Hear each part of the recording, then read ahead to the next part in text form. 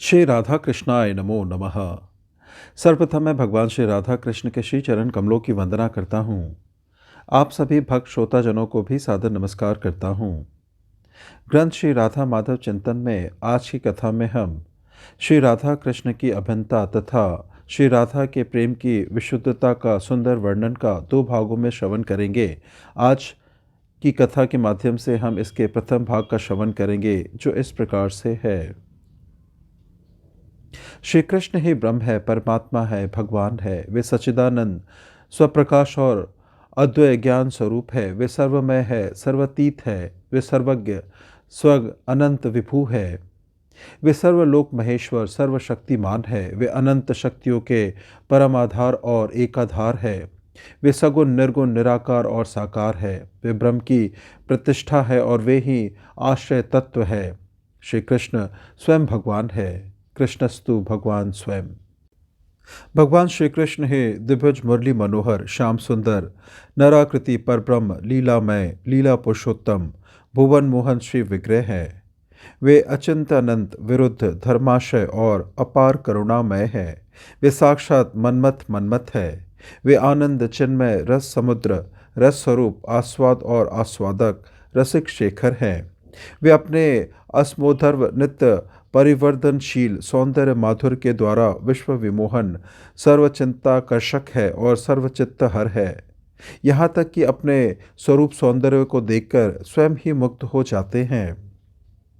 अपने ही इस नित्य सौंदर्य माधुर रस का समास्वादन करने के लिए वे स्वयं अपनी हलादिनी शक्ति को अथवा आनंद स्वरूप को सदा सर्वदा श्री राधा रूप में अभिव्यक्त किए हुए हैं।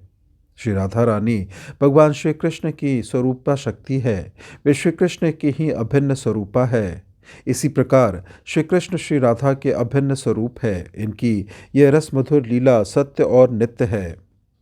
वस्तुतः लीला तथा लीला में भी अभिन्न ही है। तत्व और लीला एक ही स्वरूप की दो दिशाएं हैं। तत्व में जो अव्यक्त है वही लीला में परिस्फुट है। तत्व में जो बीज है वही लीला में विशाल विशद वृक्ष है। दूसरे शब्दों में तत्व लीला रूप अक्षय सरोवर का एक जल बिंदु है। लीला तत्व का प्रकट विग्रह रूप है। तत्व की समग्रता ही लीला है। लीला का निगूढ़ रहस्य ही तत्व है। एक ही परम नित्यानंद रस ब्रह्म तत्व नित्य अखंड रहकर ही आस्वाद और आस्वादक के रूप में दो रूपों में अभिव्यक्त होकर लीलायमान है। एक व्रजेंद्र नंदन श्री कृष्ण और दूसरी वृषभानु दुलारी श्री राधा।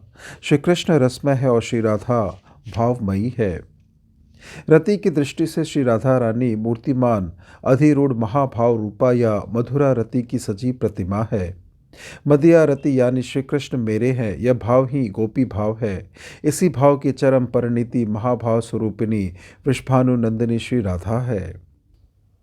मध्यारति के इस चरम और परम पूर्णतम परिणति में शक्तिमान श्री कृष्ण निज स्वरूप शक्ति श्री राधा रानी के प्रति सोल्लास आत्मसमर्पण करते हैं। देहि पद पल्लव मुदारम काव्य व्यूहा शक्ति रूपिणी व्रज देवियों के सहित शक्ति और शक्तिमान का यह नित्य मधुर लीला विलास ही नित्य महारास है। इस मधुराति मधुर अनंत विचित्र महारास की आत्मा अखिल आनंद चिन्मय रसामृत रूपिणी श्री राधा रानी है। श्री राधा भाव की साधना जगत के कामराज की वस्तु तो है ही नहीं, उसकी अत्यंत विरोधिनी है। श्री राधा रानी के स्वरूप तत्व का अध्ययन और श्री राधा माधव का साधन काम के कलुष को सदा के लिए ही धो डालने वाला है। इतना होने पर भी यह शुष्क नहीं है, नीरस नहीं है, चित्त में खिन्नता उत्पन्न करने वाला नहीं है, निदारुण निर्वोजनक नहीं है। यह रसमय है, आनंदमय है और छविमय है। मधुरामय और मोक्ष तिरस्कारी दिव्य भगवत भाव को प्राप्त कराने वाला है। इसमें अत्यांतिक विषय विराग है, पर वह भी एक मधुर राग है। प्रेमी साधक इस राग के रसिक होते हैं। महात्मा गोकर्ण जी ने इसी ओर संकेत करते हुए वैराग्य राग सरिक को भव कहा है। काम रूप अंधकार का प्रभाव वहीं तक है जहाँ तक दिव्य गोपी भाव या राधा भाव का निर्मल भास्कर उदय नहीं होता। राधा भाव के परम उज्ज्वल रस साम्राज्य में कलंक की काम का प्रवेश ही नहीं है। अतुलनीय सौंदर्य माधुर्य राशि, रोम रोम मधुर श्री कृष्ण जब अपने स्वरूप सौंदर्य को देखकर विस्मित और विमुग्ध होते हैं, उस समय उस मुग्धता से उनकी रक्षा करने के सामर्थ्य श्री राधा रानी में ही है। इसी से श्री कृष्णदास कविराज ने कहा है, ये श्री राधा रानी अनादि है, इनका प्राकट्य स्वयं भगवान के प्राकट्य की भांति ही दिव्य रूप में हुआ करता है। आज इन्हीं सच्चिदानंद विग्रह आनंद शग्निता भूता आनंद चिन्मय रस प्रतिभाविता हृदयनी मूर्ति वृषभानु दुलारी श्री श्री राधा रानी का प्राकट्य महोत्सव है।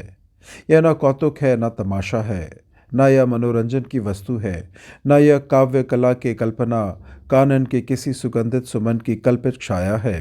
यद्यपि श्री राधा रानी सकल कलाओं की प्रसविनी है, निखिल ललित कलामयी है, निर्मल संगीत सौंदर्य कला विलास की जीती जागती प्रतिमा है। अनंत विश्व ब्रह्मांड के सम्मिष्ट मन रूप भगवान श्री कृष्ण के मन को मोहित तथा रंजित करने वाली है, परम कौतुकमयी है। तथापि इनका यह सभी कुछ दिव्य है। श्री राधा रानी के प्रेम राज्य में प्रवेश करने वाले परम भाग्यवान लोग ही इसका अनुभव कर सकते हैं। श्री राधा रानी उनकी काव्य व्यय रूपा किन्हीं व्रज देवी अथवा श्री राधा रानी के अभिन्न स्वरूप उनके नित्य आराध्य और नित्य आराधक श्री कृष्ण की कृपा से ही उसमें प्रवेश पाया जा सकता है और उनकी कृपा से ही अनुभूति भी हो सकती है। राधा रानी कौन थी, उनके साथ श्री कृष्ण का लौकिक रूप से क्या संबंध था, विवाह हुआ था या नहीं, इन सब बातों पर बहुत आलोचना हो चुकी है और इस विचार में कोई लाभ भी नहीं है। आज इस प्राकट्य महोत्सव के दिन हम सब श्री विश्वभानु दुलारी कीर्तिदा कुमारी के पावन चरणों में श्रद्धा भक्ति पूर्वक अनंत प्रणिपात करके उनसे उनके पवित्र प्रेम की भिक्षा मांगते हैं। बोलो श्री विश्वभानु दुलारी कीर्तिदा कुमारी की जय। समस्त संसार के प्राणी भोग सुख की कामना करते हैं। सभी मन सदा भोग लालसा से भरे रहते हैं। मनुष्य दिन रात इसी चिंता नल में जलते रहते हैं कि उनकी भोग लालसा पूरी हो। इस भोग काम को लेकर ही जगत के प्राणी निरंतर दुख सागर में डूबते उतरते रहते हैं। यह भोग काम मनुष्य के ज्ञान को ढके रहता है। मनुष्य भूल से भोग काम को ही प्रेम मान लेते हैं और काम के कलुषित गरल कुंडल में निमग्न रहकर प्रेम के पवित्र नाम को कलंकित करते रहते हैं। वस्तुतः काम और प्रेम में महान अंतर है। जैसे कांच और हीरा देखने में एक से दिखाई देते हैं, पर दोनों में महान भेद होता है। अनुभवी जौहरी ही असली हीरे को और उसके मूल्य को पहचानते जानते हैं। उसी प्रकार प्रेम की पहचान भी किन्हीं बिरले भोग काम क्लेश शून्य प्रेमी महानुभावों को ही होती है। काम अंधतम है, प्रेम निर्मल भास्कर है। अंधा मनुष्य अपने को ही जानता है, दूसरे को नहीं, परंतु कामंध मनुष्य तो अपना हित भी नहीं देखता। इसी से काम को अंधतम कहा गया है। काम का उदय होने पर विद्वान की विद्वता, त्यागी का त्याग, तपस्वी की तपस्या, साधु की साधुता और वैरागी का वैराग्य सभी हवा हो जाते हैं। कामंद मनुष्य अपना कल्याण ही नहीं नष्ट करता, सर्वनाश कर डालता है। काम की दृष्टि रहती है अंध इंद्रियों को तृप्त करने में और प्रेम का लक्ष्य रहता है ऊर्ध्वतम भगवान के आनंद विधान की ओर। काम से आत्मा का अतपात होता है और प्रेम से दिव्य भगवानंद दुर्लभ आस्वादन मिलता रहता है। अतएव काम तथा प्रेम परस्पर अत्यंत विरुद्ध है।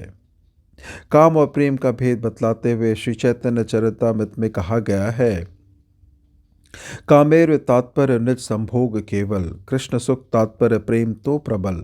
लोक धर्म वेद धर्म देह धर्म कर्म, लज्जा धैर्य देह सुख आत्म सुख मर्म। सर्व त्याग करे करे कृष्णेर भजन, कृष्ण सुख हेतु करे प्रेमेर सेवन। अतएव कामे प्रेमे बहुत अंतर, काम अंधतम प्रेम निर्मल भास्कर।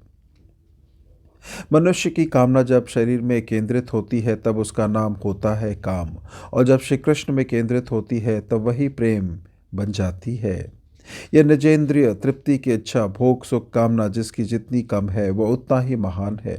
जो निज भोग सुख को सर्वथा भूलकर सर्वथा पर सुख परायण हो जाते हैं वे सच्चा महापुरुष हैं, और जिनका आत्म सुख सदा सर्वदा सर्वथा श्री कृष्ण में परिणत हो जाता है वे तो महापुरुषों के द्वारा भी परम वंदनीय है। उनकी तुलना जगत में कहीं किसी से होती ही नहीं। श्री गोपांगनाएं ऐसे ही कृष्ण सुख प्राणा और सहज कृष्ण सुख स्वभावा थी। वे ही सच्ची प्रेमिकाएं थी। इसी से वे वेद धर्म, देह धर्म, लोक धर्म, लज्जा, धैर्य, देह सुख, आत्म सुख, स्वजन एवं आर्यपथ यो सर्वत्याग करके सदा श्री कृष्ण का सहज भजन करती थी। जब तक मन में जरा भी लोक परलोक, भोग मोक्ष आदि की कामना रहती है, तब तक सर्वत्याग हो ही नहीं सकता। श्री कृष्ण सुख के लिए ही सर्वत्याग, यही गोपी की विशेषता है। निज सुख के लिए लोग बहुत कुछ त्याग करते हैं, परंतु केवल श्री कृष्ण सुख के लिए सर्वत्याग करना केवल गोपी में ही संभव है। वस्तुतः यह कृष्ण सुख गोपी प्रेम का स्वरूप लक्षण और सर्वत्याग तटस्थ लक्षण है। निज सुख कामना को प्रीति रस की उपाधि कहा गया है। गोपी प्रेम में यह उपाधि नहीं है, इसी से गोपी प्रेम को निरुपाधि प्रेम कहते हैं। प्रश्न हो सकता है, तो क्या श्री कृष्ण के दर्शन की भी गोपीजनों को इच्छा नहीं है, और क्या उनका दर्शन प्राप्त करके भी वे सुखी नहीं होती? इसका उत्तर यह है कि निश्चय ही गोपंगनाएं श्री कृष्ण दर्शन के लिए नित्य नित्य समुत्सुका रहती हैं, और निश्चय ही श्री कृष्ण के दर्शन से उन्हें परम सुख की अनुभूति होती है। इतना अधिक सुख उन्हें होता है कि उससे उनके मुखमंडल पर, उनके अंग प्रत्यंग में, उनके रोम रोम में प्रफुल्लता की बाढ़ आ जाती है। पर यह सब इसी कारण होता है कि इससे प्रियतम श्री कृष्ण को अपार सुख मिलता है। उनका हृदय एक अभिनव महान उल्लासा से भर जाता है। मुझे देखकर श्री कृष्ण को कितना महान सुख प्राप्त हो रहा है, इस अनुभूति से प्रत्येक गोपी का सुख समुद्र उमड़ उठता है, और उससे उसके प्रत्येक अंग की और मुख की कांति और भी समुज्वल सुमधुर हो जाती है। गोपी की इस परम मधुर आनंद ज्योति प्रति प्रसरित मुख श्री पर श्री श्याम सुंदर के नेत्र निर्निमेष होकर गड़ जाते हैं, और उनके अंतरक के सुख समुद्र में विपुल रूप में आनंद की तरंगे लहराने लगती है। श्री कृष्ण का यह परम सुख गोपियों को पुनः पुनः श्री कृष्ण के सुख दर्शन के लिए प्रेरित करता है। वस्तुतः श्री कृष्ण सुख ही गोपी का सुख है। स्वतंत्र सुखानुसंधान की उसमें कल्पना भी नहीं है। श्री कृष्ण आस्वाद जनित सुख भी उसको स्वतंत्र रूप से नहीं होता। श्री कृष्ण सुख परतंत्र ही होता है। गोपी का वस्त्रभूषण धारण करना, श्रृंगार करना, खाना पीना, जीवन धारण करना सभी सहज ही श्री कृष्ण सुख के लिए ही है। श्री कृष्ण ने स्वयं कहा है, अर्जुन, गोपियाँ अपने अंगों की रक्षा या देखभाल भी इसलिए करती है कि उनसे मेरी सेवा हो सके। गोपियों को छोड़कर मेरा निगूढ़ प्रेम पात्र और कोई नहीं है। गोपे अपने देह की रक्षा, सार संभाल तथा श्रृंगार सज्जा करती है। यह सत्य है। अवश्य ही यह साधन राज्य में एक नई बात है। सभी साधन क्षेत्रों में शरीर की इतनी देखभाल साधन में बाधक मानी जाती है। सभी देह को तुच्छ समझकर देह की सेवा छोड़ देने की सम्मति देते हैं। यह अनोखी प्रणाली तो गोपी भजन की ही है, जिसमें देह की सेवा भी भजन के सहायक होता है। पुजारी प्रतिदिन पूजा के प्रत्येक पात्र को मांझकर उज्जवल करता है और सजाता है। गोपियों का यह विश्वास तथा अनुभव है कि श्री कृष्ण की सेवा में जिन जिन उपचारों की आवश्यकता है, उनमें उनका शरीर भी एक आवश्यक उपचार है।